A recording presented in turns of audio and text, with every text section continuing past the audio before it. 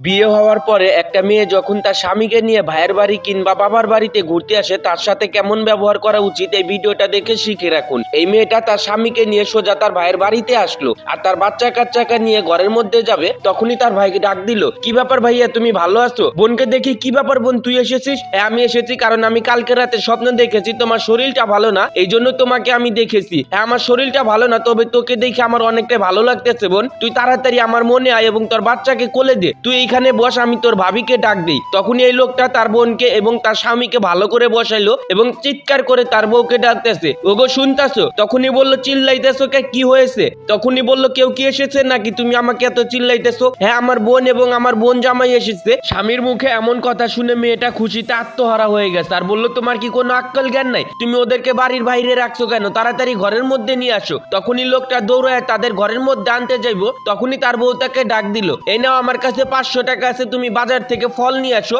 ওদেরকে আপ্যায়ন করতে হবে, তুমি তাড়াতাড়ি যাও, আমি ভালো মন্দ রান্না করতেছি। তখনই বললো, আচ্ছা বউ আমি একটা কথা বলি, তুমি কি বলবা বলো? আচ্ছা তুমি আমার বোন এবং আমার আত্মীয় স্বজনকে এতটা ভালোবাসো কেন? অনেকেই তো দেখি যে তার বোনেরা আসলে ভাবিরা রাগ করে, কেন আমি রাগ করব? এটা তার বাবার বাড়ি, ভাইয়ের বাড়ি, এটা তার অধিকার। আমিও তো আমার বাবার বাড়িতে যাই কিংবা ভাইয়ের বাড়িতে যাই, আমি যদি তার সাথে এমন ব্যবহার করি আমার সাথেও তো এমন হবে। আর মেয়েরা বিয়ে হওয়ার পরে তো বাবার বাড়ি থেকে অনেকদিন পর পর আসে, যদিও বাবার বাড়িতে আসার পরে যদি তারা শান্তিতে না থাকতে পারে তাদের মন মানসিকতা কেমন হবে? সত্যি বউ, তোমার মতো যদি সব মেয়েই ভাবতো তাহলে কি আর প্রত্যেকটা বোন ভাই বোনের মধ্যে বিচ্ছেদ হইতো? সত্যি আমি তোমার মতো বউ পেয়ে ভাগ্যবান।